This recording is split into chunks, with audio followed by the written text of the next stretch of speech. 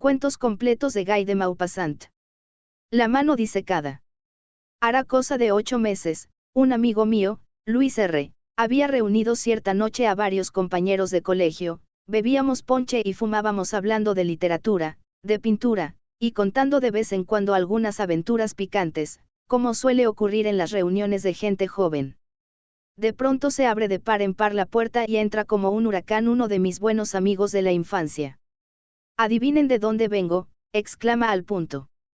«Apostaría que de Maville», responde uno. «No, estás demasiado contento, acabas de conseguir un préstamo, de enterrar a tu tío o de llevar el reloj de péndulo a casa de mi tía», añade otro. «Vienes de emborracharte», responde un tercero. «Y como has olido a ponche en casa de Luis has subido para volver a empezar». «Os equivocáis, vengo de P., en Normandía, a donde fui a pasar 8 días y de donde traigo a un gran criminal amigo mío que quiero presentaros».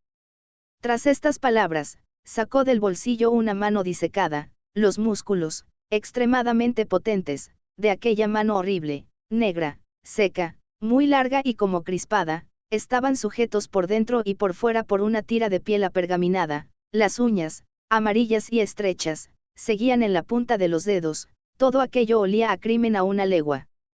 «Figúrense», dijo mi amigo, «el otro día vendían los trastos de un viejo brujo muy conocido en toda la comarca, iba al sábat todos los sábados en un palo de escoba, practicaba magia blanca y negra, daba a las vacas leche azul y les hacía llevar la cola como la del compañero de San Antonio».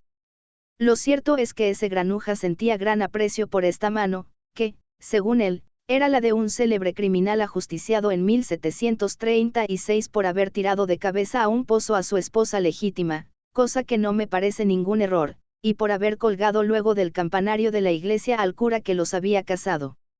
Después de la doble hazaña, se había ido a correr mundo, y en su carrera, tan breve como bien aprovechada, había desvalijado a 12 viajeros, ahumado a una veintena de monjes en su convento y convertido en Serrallo un monasterio de monjas.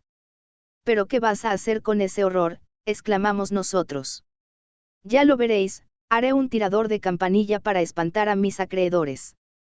«Amigo mío», le dijo Henry Smith, un inglés muy alto y muy efelemático, «creo que esa mano es simplemente carne india conservada mediante un procedimiento nuevo, te aconsejo que hagas con ella un caldo».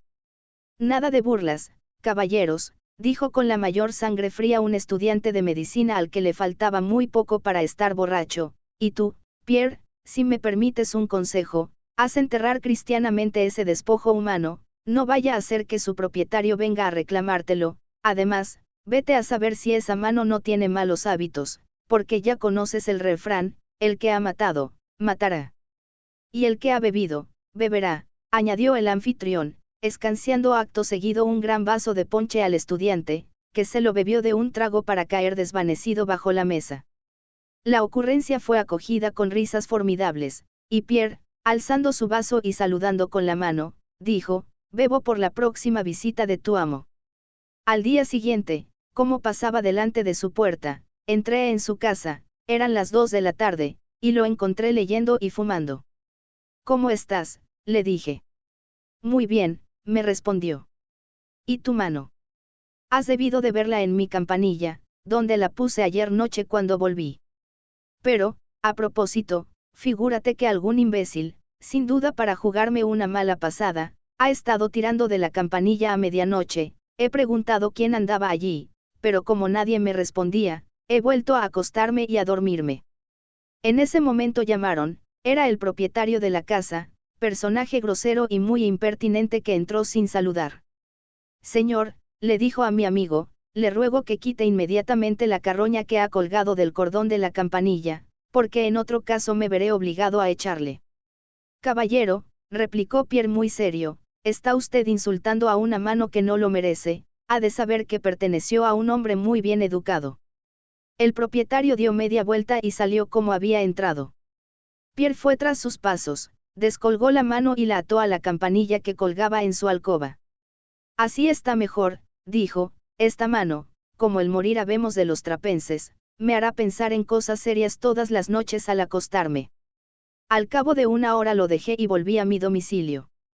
Dormí mal la noche siguiente, estaba agitado y nervioso, Varias veces me desperté sobresaltado, y hubo un momento incluso en que imaginé que un hombre se había introducido en mi casa y me levanté para mirar en los armarios y debajo de la cama. Por fin, hacia las 6 de la mañana, cuando empezaba a dormirme, un violento golpe propinado en mi puerta me hizo saltar del lecho. Era el criado de mi amigo, que venía a medio vestir, pálido y tembloroso.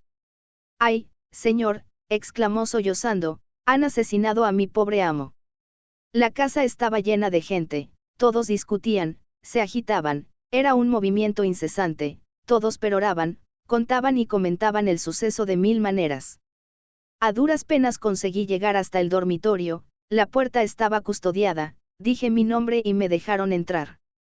Había 4 agentes de policía de pie en el centro, con un cuaderno en la mano, analizaban todo, hablaban en voz baja de vez en cuando y tomaban notas. 2 doctores charlaban junto a la cama sobre la que Pierre se hallaba tendido sin conocimiento. No estaba muerto, pero tenía un aspecto horrible. Sus ojos estaban desmesuradamente abiertos, sus pupilas dilatadas parecían estar clavadas con un espanto indecible en algo terrorífico y desconocido, sus dedos estaban crispados, a partir de la barbilla su cuerpo estaba cubierto con una sábana que yo levanté. Llevaba en el cuello las marcas de 5 dedos que se habían hundido profundamente en la carne, y algunas gotas de sangre manchaban su camisa. En ese momento me sorprendió una cosa, miré por azar la campanilla de su alcoba, y la mano disecada ya no estaba. Los médicos se la habían llevado, sin duda para no impresionar a las personas que entrasen en el cuarto del herido, porque la mano era realmente horrible. No pregunté qué se había hecho de ella. Recorto ahora de un periódico del día siguiente el relato del crimen con todos los detalles que la policía pudo conseguir. Esto era lo que podía leerse. Ayer se cometió un atentado horrible en la persona de un joven, el señor Pierre B., estudiante de Derecho que pertenece a una de las mejores familias de Normandía. El joven había vuelto a casa hacia las 10 de la noche, se despidió de su criado, el señor Bouvin, diciéndole que se sentía cansado y que iba a acostarse. Hacia medianoche, este hombre fue despertado de pronto por la campanilla de su amo que alguien agitaba con furia. Sintió miedo, encendió una vela y esperó. La campanilla estuvo callada cerca de 1 minuto, luego empezó de nuevo con tal fuerza que el criado, loco de terror, echó a correr y fue a despertar al portero. Este último corrió para avisar a la policía, y al cabo de un cuarto de hora poco más o menos 2 agentes echaban la puerta abajo. Un espectáculo horrible se ofreció a sus ojos, los muebles estaban derribados, todo indicaba que entre la víctima y el malhechor se había producido una lucha terrible. En el centro de la habitación, de espaldas, con los miembros rígidos, la cara lívida y los ojos espantosamente dilatados, yacía sin movimiento el joven Pierre B., que llevaba en el cuello las huellas profundas de 5 dedos. El informe del doctor Bordeaux, llamado inmediatamente, dice que el agresor debía de estar dotado de una fuerza prodigiosa y tener una mano extraordinariamente efélaca y nervuda, porque los dedos que dejaron en el cuello como 5 agujeros de bala casi se habían juntado a través de las carnes. Nada puede hacer sospechar el móvil del crimen, ni quién pueda ser su autor. La justicia informa.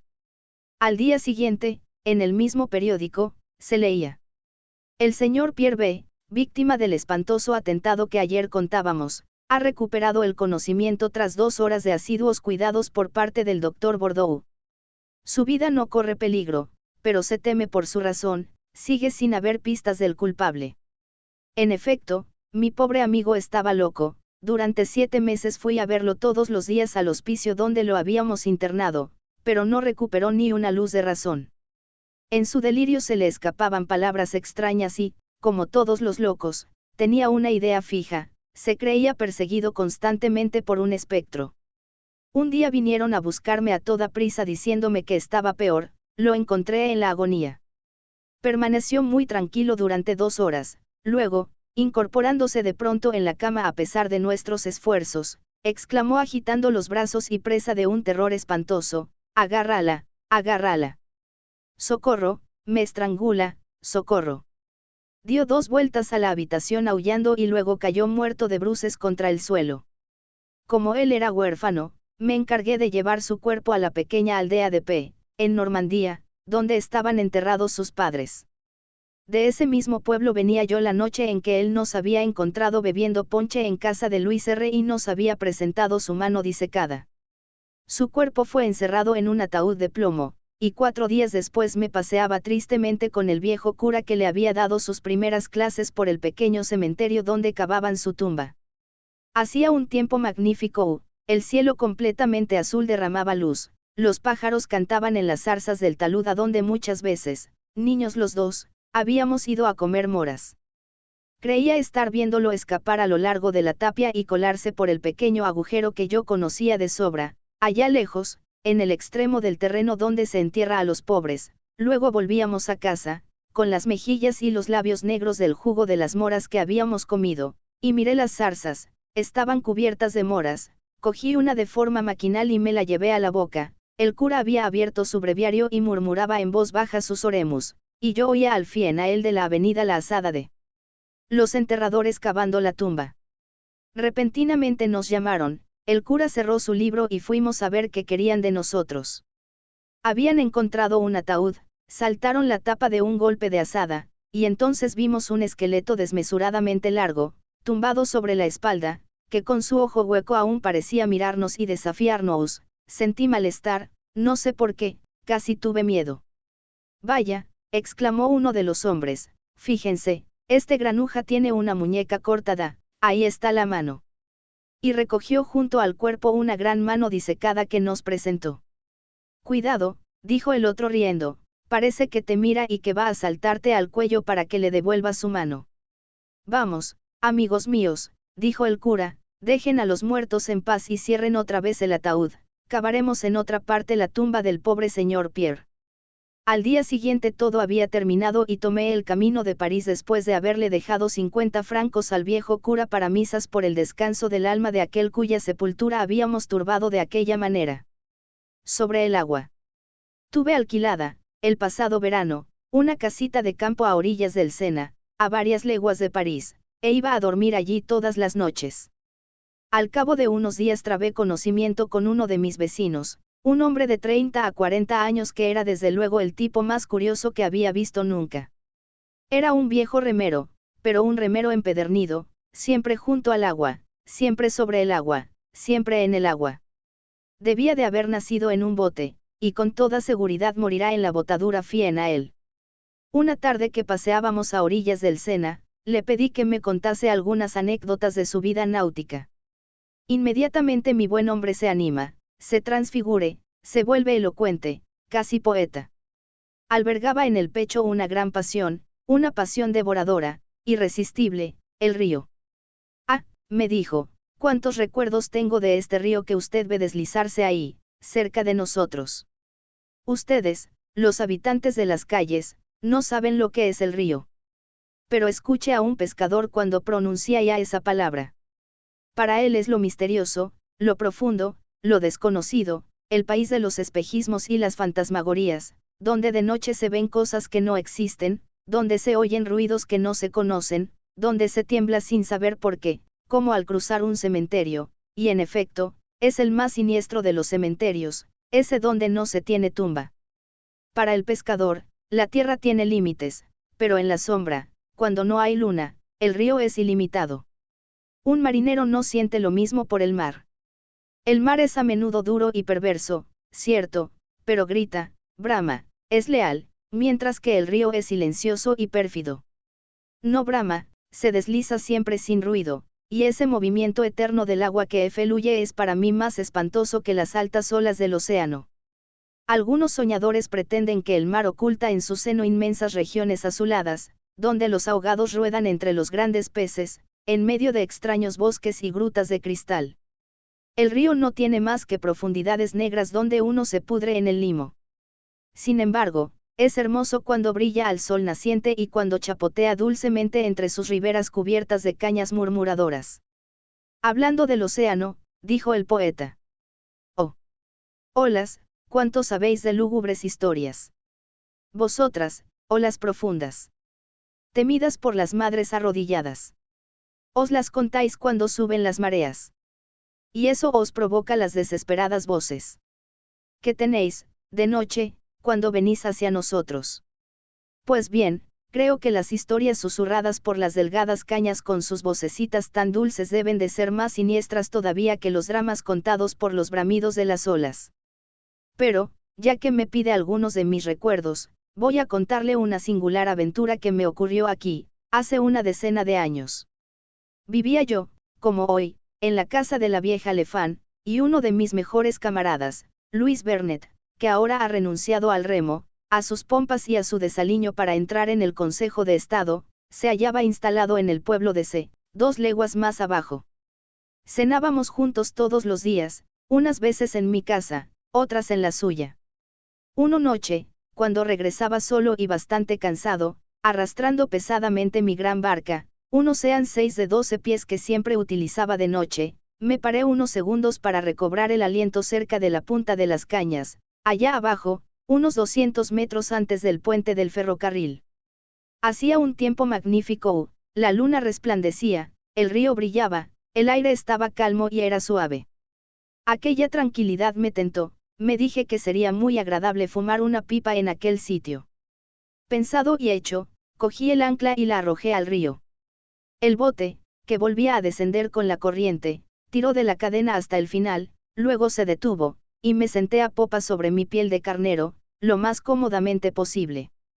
No se oía nada, nada, solo a veces creía distinguir un pequeño chapoteo casi insensible del agua contra la orilla, y veía grupos de cañas más altas que adoptaban figuras sorprendentes y parecían agitarse por momentos. El río estaba completamente tranquilo, pero me sentí emocionado por el extraordinario silencio que me rodeaba. Todos los animales, ranas y sapos, esos cantores nocturnos de las ciénagas, callaban. De pronto, a mi derecha, a mi lado, croó una rana. Me estremecí, se cayó, no volví a oír nada, y decidí fumar un poco para distraerme.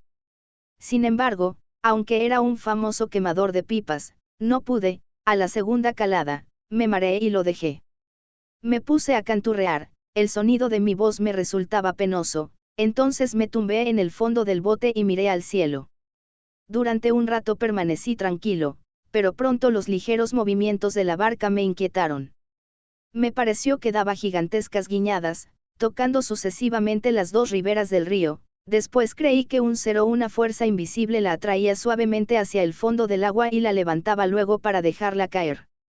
Me sentía zarandeado como en medio de una tempestad, oí ruidos a mi alrededor, me incorporé de un salto, el agua brillaba, todo estaba en calma.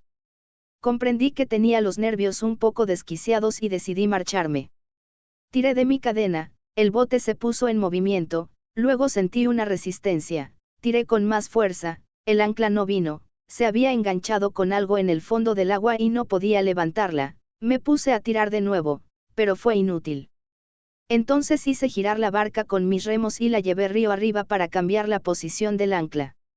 Fue en vano, seguía resistiéndose, tuve un acceso de cólera y sacudí la cadena con rabia. Nada se movió. Me senté desanimado y me puse a reflexionar sobre mi situación. No podía pensar en romper aquella cadena ni en soltarla de la embarcación, ya que era enorme y estaba clavada en la proa sobre un trozo de madera más grueso que mi brazo, pero como el tiempo seguía siendo muy bueno, pensé que, sin duda, no tardaría en encontrar algún pescador que viniera en mi ayuda. El percance me había calmado, me senté y pude por fin fumar mi pipa. Tenía una botella de ron, bebí 2 o 3 tragos, y mi situación me hizo reír. Hacía mucho calor, de suerte que, en última instancia, podía pasar la noche al raso sin demasiados problemas. De pronto, contra mi borda sonó un golpecito. Me sobresalté, y un sudor frío me heló de pies a cabeza. Aquel ruido procedía sin duda de algún trozo de madera arrastrado por la corriente, pero eso había bastado para que, de nuevo, me sintiera invadido por una extraña agitación nerviosa. Agarré la cadena y tiré en un desesperado esfuerzo. El ancla resistió. Volví a sentarme agotado. Mientras tanto, el río había ido cubriéndose poco a poco de una niebla blanca muy espesa que reptaba a muy baja altura sobre el agua, de modo que, poniéndome de pie, ya no veía el río, ni mis pies, ni mi barca, solo distinguía las puntas de las cañas y luego, más lejos, la llanura empalidecida por la luz de la luna, con grandes manchas negras que subían hacia el cielo, formadas por grupos de álamos de Italia. Estaba como sepultado hasta la cintura en una sábana de algodón de singular blancura, y se me ocurrían representaciones fantásticas. Me figuraba que trataban de subir a mi barca, que yo ya no podía distinguir, y que el río, ocultado por aquella niebla opaca, debía de estar lleno de seres extraños que nadaban a mi alrededor. Experimentaba un malestar horrible, tenía las sienes oprimidas, las palpitaciones de mi corazón me ahogaban, y, perdiendo la cabeza, pensé en escapar a nado. Inmediatamente después, la idea hizo que me estremeciera de espanto. Me vi perdido, yendo a la aventura entre aquella bruma espesa, debatiéndome en medio de las hierbas y las cañas que no podría evitar, jadeando de miedo, sin ver la ribera, sin encontrar ya mi barca, y con la impresión de que me sentiría arrastrado por los pies hasta el fondo mismo de aquella agua negra. En efecto, como habría necesitado remontar la corriente por lo menos 500 metros antes de encontrar un punto libre de hierbas y de juncos donde poder hacer pie, tenía 9 probabilidades entre 10 de no lograr orientarme en aquella niebla y de ahogarme, por buen nadador que fuese. Traté de razonar. Sentía mi voluntad muy decidida a no tener miedo, pero en mí había otra cosa que mi voluntad, y esa otra cosa tenía miedo. Me pregunté qué podía temer. Mi yo valeroso se burló de mi yo cobarde, y nunca tan bien como ese día comprendí la oposición de los dos seres que hay en nosotros, uno que quiere, otro que se resiste, y cada uno de ellos ganando alternativamente. Aquel espanto necio e inexplicable seguía creciendo y se convertía en terror. Yo permanecía inmóvil, con los ojos abiertos, tenso el oído y esperando. ¿Qué? No lo sabía, pero debía de ser algo terrible. Creo que si a un pez se le hubiera ocurrido saltar fuera del agua, como ocurre a menudo, no se habría necesitado más para hacerme caer de bruces, sin conocimiento. Sin embargo, gracias a un violento esfuerzo, terminé por recobrar poco más o menos mi razón, que se me escapaba. Volví a coger mi botella de ron y bebí a grandes tragos. Entonces se me ocurrió una idea y me puse a gritar con todas mis fuerzas volviéndome sucesivamente hacia los 4 puntos del horizonte. Cuando mi garganta quedó absolutamente paralizada, escuché. Un perro aullaba, muy lejos. Bebí otra vez y me eché cuán largo era en el fondo de mi barca. Permanecí así 1 hora tal vez, acaso 2, sin dormir, con los ojos abiertos, con pesadillas a mi alrededor. No me atrevía a levantarme y, sin embargo, lo deseaba violentamente, lo aplazaba de un minuto a otro. Me decía, vamos, de pie, pero tenía miedo a hacer un movimiento. Al fin a él, me levanté con precauciones infinitas, como si mi vida dependiese del menor ruido que hiciera, y miré por encima de la borda. Quedé deslumbrado por el más maravilloso, por el más sorprendente espectáculo que sea posible ver. Era una de esas fantasmagorías del país de las hadas, una de esas visiones contadas por los viajeros que vuelven de muy lejos y a los que escuchamos incrédulos. La niebla, que 2 horas antes se flotaba sobre el agua, se había retirado poco a poco y concentrado en las orillas. Dejando el río absolutamente despejado, había formado en cada ribera una colina ininterrumpida, de una altura de 6 o 7 metros, que brillaba bajo la luna con el resplandor soberbio de las nieves. De suerte que únicamente veía aquel río laminado de fuego entre aquellas 2 montañas blancas, y allá arriba, sobre mi cabeza, se desplegaba, plena y ancha, una gran luna iluminada en medio de un cielo azulado y lechoso.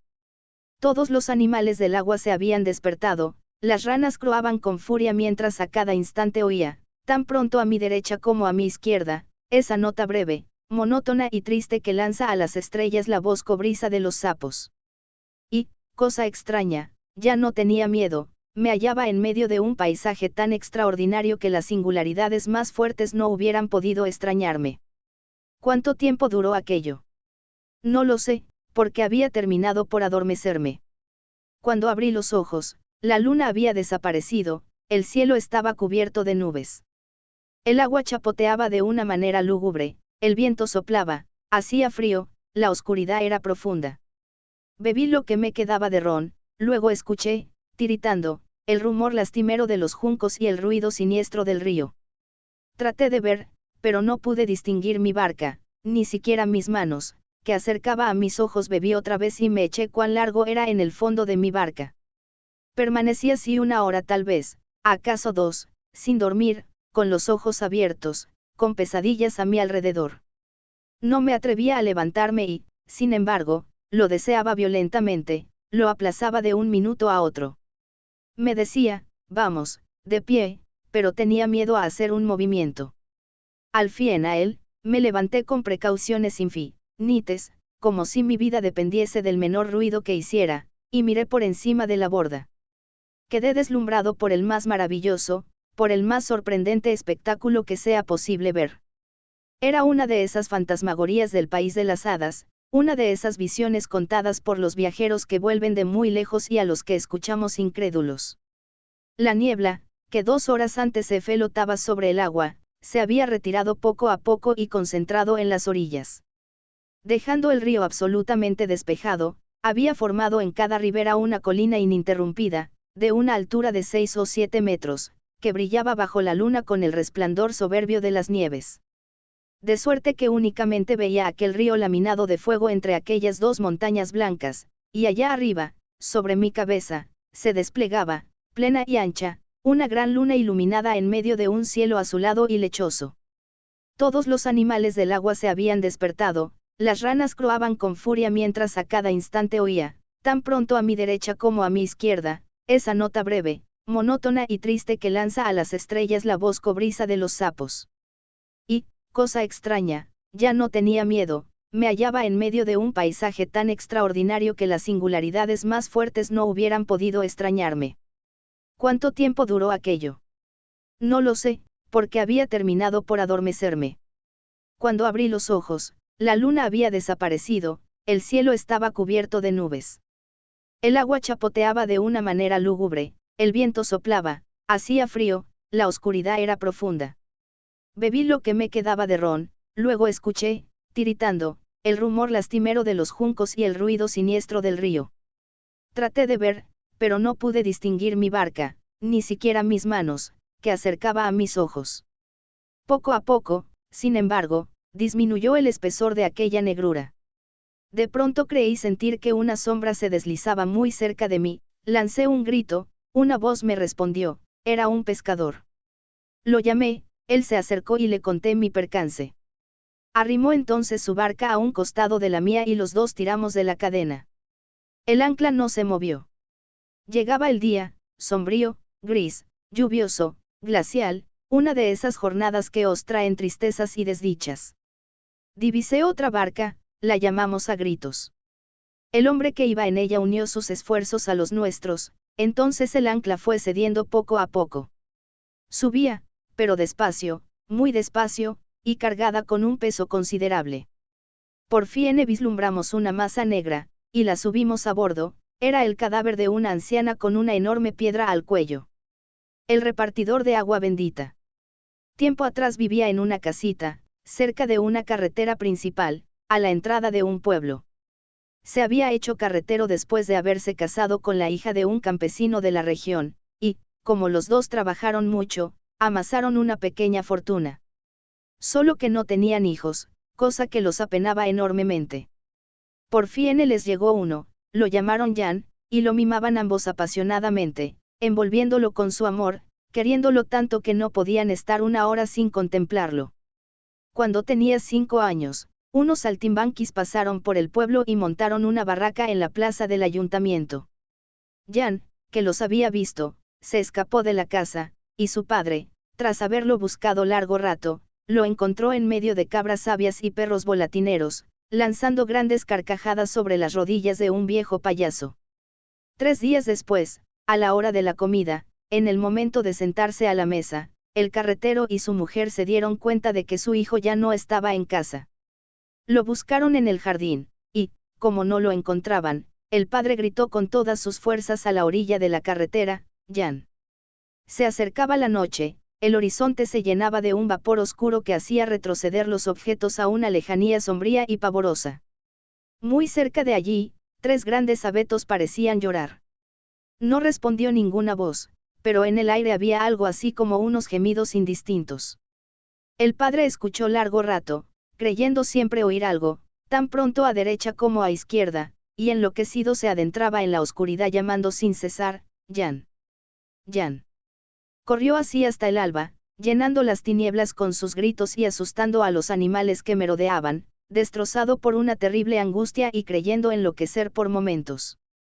Su mujer, sentada en la piedra de su puerta, sollozó hasta por la mañana. No se encontró a su hijo. Entonces envejecieron rápidamente en medio de una tristeza inconsolable. Por último, vendieron su casa y partieron para buscarlo ellos mismos. Interrogaron a los pastores en las colinas, a los comerciantes que pasaban, a los campesinos en los pueblos y a las autoridades de las ciudades. Pero hacía mucho tiempo que su hijo se había perdido, nadie sabía nada, sin duda, hasta él mismo había olvidado ahora su nombre y el de su pueblo, y ellos lloraban, ya sin esperanza. Muy pronto se quedaron sin dinero, entonces se contrataron a jornal en granjas y posadas, haciendo las tareas más humildes, viviendo de las obras de los demás, durmiendo en el suelo y soportando el frío. Pero como se debilitaban mucho debido a las fatigas, ya no los quisieron para trabajar, y se vieron obligados a mendigar por los caminos. Abordaban a los viajeros con cara triste y voz suplicante, imploraban un trozo de pan de los séguedes que comen alrededor de un árbol, a mediodía, en el llano, y comían en silencio, sentados en el borde de las cunetas. Un posadero al que le contaban un día su desgracia les dijo. También conocía uno que había perdido a su hija, fue en París donde la encontró. Inmediatamente se pusieron en marcha hacia París. Cuando entraron en la gran villa quedaron espantados por su enormidad y por las muchedumbres que pasaban. Comprendieron, sin embargo, que su hijo debía de estar en medio de todos aquellos hombres, pero no sabían cómo ingeniárselas para buscarlo. Temían además no reconocerlo, porque entonces hacía ya 15 años que no lo habían visto. Inspeccionaron todas las plazas, todas las calles, se detuvieron en todas las aglomeraciones que veían, esperando un encuentro providencial, algún azar prodigioso, compasión del destino. Los domingos pasaban su jornada a la puerta de las iglesias, mirando entrar y salir a la multitud y buscando en los rostros algún parecido lejano. Varias veces creyeron reconocerlo, pero siempre se equivocaban. A la puerta de una de las iglesias a la que iban con más frecuencia había un viejo repartidor de agua bendita 8 que se había hecho amigo suyo. Su historia también era muy triste, y la conmiseración que sentían por él hizo nacer entre ellos una gran amistad. Terminaron viviendo los tres juntos en un tugurio miserable, en lo alto de una gran casa situada muy lejos, junto al campo, y a veces el carretero sustituía en la iglesia a su nuevo amigo cuando éste se encontraba enfermo. Llegó un invierno que fue durísimo. El pobre portador de hisopo murió, y el cura de la parroquia designó para reemplazarlo al carretero, cuyas desgracias había sabido. Entonces fue a sentarse todas las mañanas en el mismo lugar, en la misma silla, desgastando continuamente con el roce de su espalda la vieja columna de piedra contra la que se apoyaba. Miraba fijamente a todos los hombres que veía entrar, y esperaba los domingos con tanta impaciencia como un colegial, porque ese día la iglesia estaba en todo momento llena de gente. Se hizo muy viejo, perdiendo cada vez más sus fuerzas bajo la humedad de las bóvedas, y su esperanza se desmigajaba día a día. Ahora conocía a todos los que acudían a los oficios, sabía sus horas, sus costumbres, distinguía sus pasos sobre las losas. Su existencia se había contraído tanto que la entrada de un forastero en la iglesia suponía un gran acontecimiento para él. Un día llegaron dos señoras. Una era vieja, la otra joven. Eran probablemente madre e hija. Tras ellas se presentó un hombre que las siguió. Él las saludó a la salida, y, tras haberles ofrecido el agua bendita, cogió del brazo a la más vieja. Ese debe de ser el prometido de la joven, pensó el carretero. Y hasta la noche buscó en sus recuerdos donde había podido ver en el pasado un hombre que se parecía a aquel. Pero aquel del que se acordaba debía de ser ahora viejo, porque le parecía haberlo conocido en su juventud. Aquel mismo hombre volvió a menudo acompañando a las dos señoras, y aquel parecido vago, lejano y familiar que no podía recuperar, importunaba tanto al viejo encargado de dar agua bendita que se hizo acompañar de su mujer para que ayudase a su debilitada memoria. Una tarde, cuando la luz del día bajaba, entraron los tres forasteros. Luego, después de que hubieran pasado, dijo el marido. ¿Y qué? ¿Lo conoces? La mujer, inquieta, también trataba de recordar. De pronto dijo en voz baja. Sí, sí, pero él es más moreno, más alto, más fuerte y va vestido como un señor. Sin embargo, papá, fíjate, es tu misma cara cuando eras joven. El viejo se sobresaltó. Era verdad, se le parecía, y también se parecía a su hermano que estaba muerto, y a su padre, al que había conocido todavía joven. Estaban tan emocionados que no encontraban nada que decir. Las tres personas bajaban, iban a salir. El hombre tocaba el hisopo con el dedo. Entonces, el viejo, cuya mano temblaba tanto que provocaba una lluvia de agua bendita en el suelo, exclamó. Jan. El hombre se detuvo, mirándolo. Él repitió más bajo. Jan. El hombre se inclinó cerca, muy cerca de su cara, e iluminado por un recuerdo de infancia respondió. Papá Pierre, mamá Jean. Había olvidado todo, el apellido de su padre y el nombre de su pueblo, pero seguía recordando esas dos palabras que tanto había repetido, papá Pierre, mamá Jean. Cayó con el rostro en las rodillas del viejo, y lloraba, y abrazaba uno tras otro a su padre y a su madre, a los que ahogaba una alegría desmesurada. Las dos damas también lloraban, comprendiendo que había ocurrido una gran dicha. Entonces todos se fueron a casa del joven y él les contó su historia. Los saltimbanquis lo habían raptado.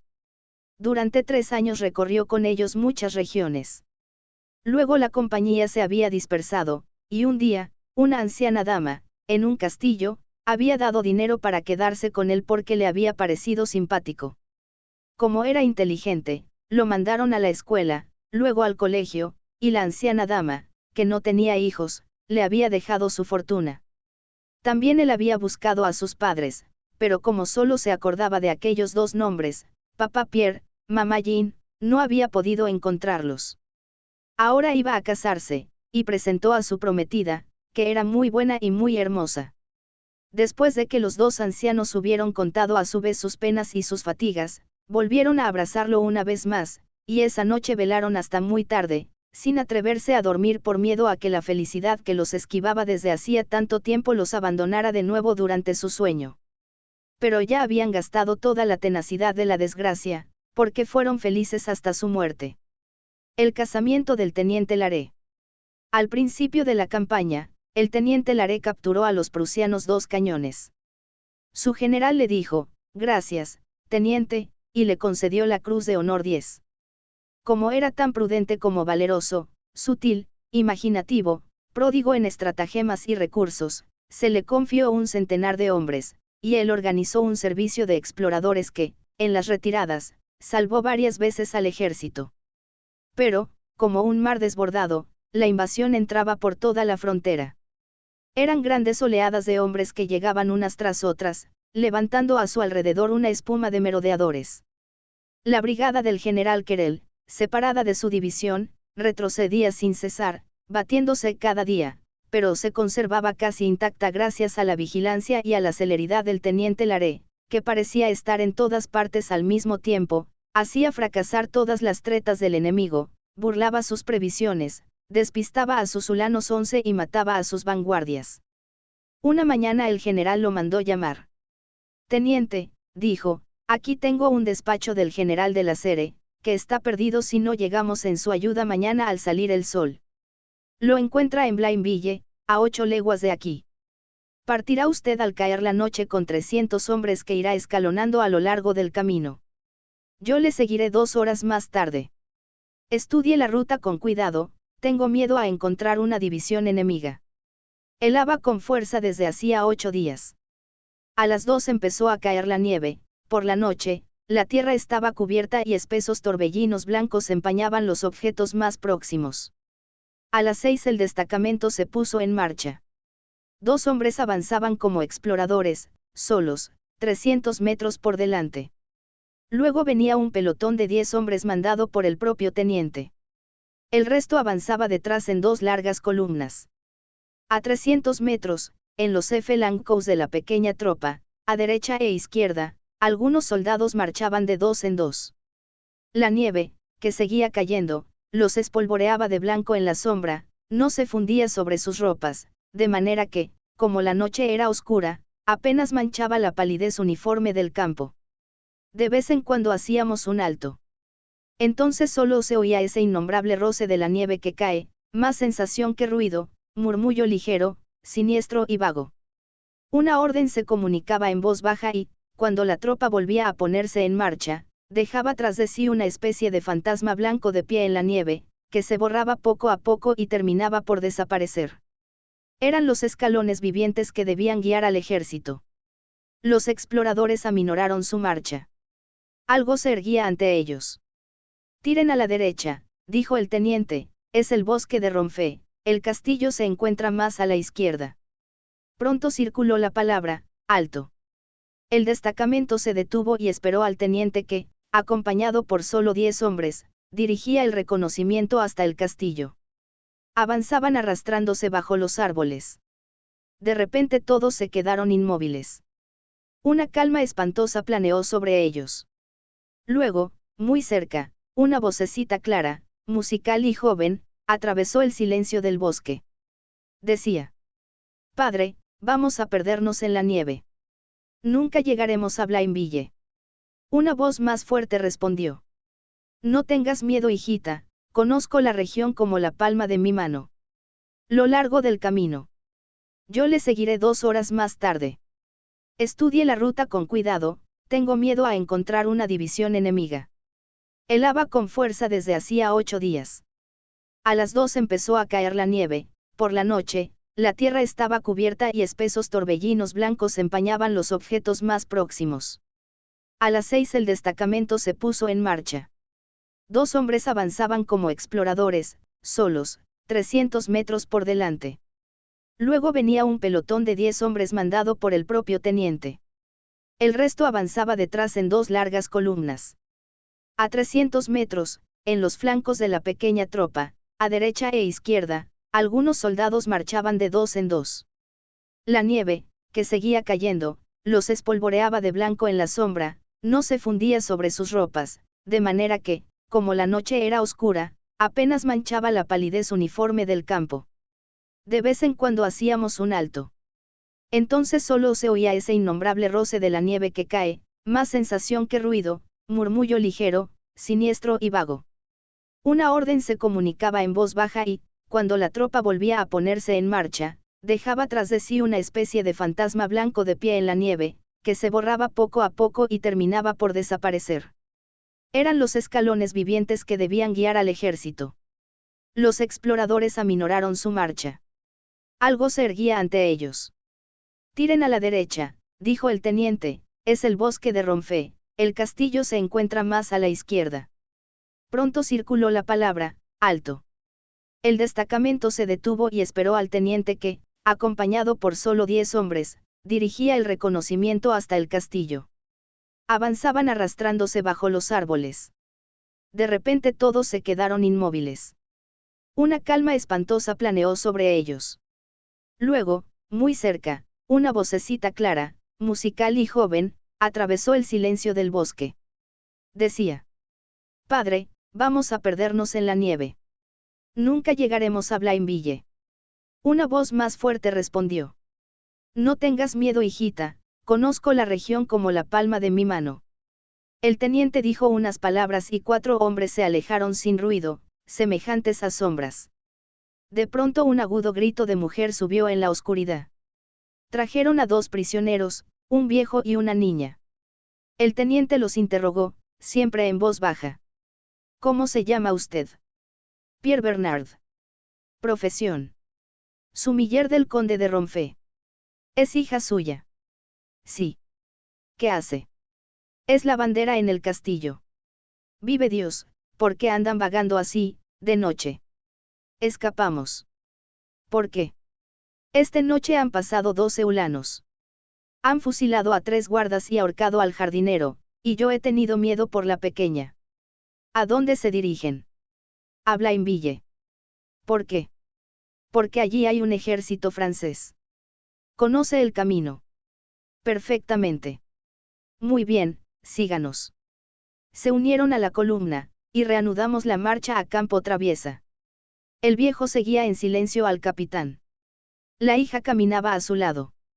De repente la niña se detuvo. Padre, dijo, estoy tan cansada que no puedo seguir. Y se sentó. Temblaba de frío y parecía a punto de morir.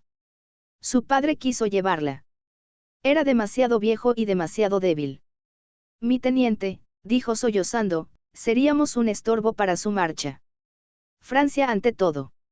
Déjenos aquí. El oficial había dado una orden. Algunos hombres se marcharon.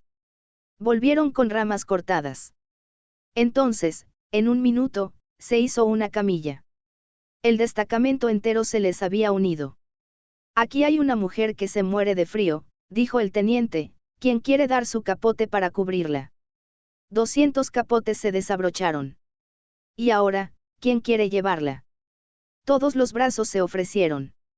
La muchacha quedó envuelta en aquellos cálidos capotes de soldado, y fue suavemente acostada en la camilla. Luego, 4 robustos hombros la levantaron, y, como una reina de Oriente llevada por sus esclavos, fue colocada en medio del destacamento, que reanudó su marcha más fuerte, más valeroso, más alegre, reanimado por la presencia de una mujer, esa soberana inspiración que hace cumplir tantos prodigios a la vieja sangre francesa. Una hora más tarde nos detuvimos de nuevo y todos nos acostamos en la nieve. Una gran sombra negra corría más allá, en medio de la llanura. Era una especie de monstruo fantástico que se estiraba como una serpiente, luego, de pronto, se recogía en forma de bola, tomaba impulsos vertiginosos, se detenía y volvía a ponerse en marcha sin cesar. Órdenes murmuradas circulaban entre los hombres y, de vez en cuando, un ruidito seco y metálico chasqueaba. Bruscamente, la forma errante se acercó, y vimos venir al trote largo, uno tras otro, a 12 humanos perdidos en la oscuridad. Un resplandor terrible les mostró de pronto a 200 hombres tumbados delante de ellos. Una detonación rápida se perdió en el silencio de la nieve, y los 12, con sus 12 caballos, cayeron. Esperamos largo rato. Luego reanudamos la marcha. El viejo que habíamos encontrado no servía de guía. Por fin una voz lejana gritó, ¿quién vive? Otra más cercana respondió con la consigna. Seguimos esperando, se entablaron negociaciones. La nieve había dejado de caer. Un viento frío barría las nubes, y detrás de ellas, más arriba, centelleaban innumerables estrellas. Palidecieron y el cielo se volvió rosa por oriente. Un oficial de Estado Mayor vino a recibir al destacamento. Pero cuando preguntaba qué llevábamos en aquella camilla, la muchacha se movió, 2 manitas apartaron los gruesos capotes azules y, rosa como la aurora, con unos ojos más claros que las estrellas desaparecidas y una sonrisa tan luminosa como el sol que salía, una bonita cara respondió. Soy yo, señor. Los soldados, locos de alegría, aplaudieron y llevaron a la niña en triunfo hasta el centro del campamento, que tomaba las armas. Poco después llegaba el general Querel. A las 9 atacaban los prusianos. A mediodía se batían en retirada. Por la noche, cuando el teniente Laré, rendido de fatiga, empezaba a dormirse sobre un haz de paja, fueron a buscarlo de parte del general. Lo encontró en su tienda, hablando con el viejo que él misma había encontrado por la noche. Nada más entrar, el general le cogió de la mano y, dirigiéndose al desconocido, le dijo. Mi querido conde, aquí tiene al hombre del que usted me hablaba hace un momento, uno de mis mejores oficiales. Sonrió, bajó la voz y repitió. El mejor. Luego, volviéndose hacia el aturdido teniente, le presentó al conde de Ronfeuillet-Dissac. El viejo le cogió las 2 manos. Mi querido teniente, dijo, ha salvado usted la vida de mi hija, solo tengo una manera de darle las gracias, venga dentro de unos meses a decirme, si a ella le gusta. Justo un año después, día por día, en la iglesia de Santo Tomás de Aquino 12, el capitán Laré se casaba con la señorita Louise Hortense Genevieve de Ronfeuillet-Dissac. Ella aportaba 600.000 francos de renta y era, según decían, la novia más guapa que se habían visto aquel año. Fin.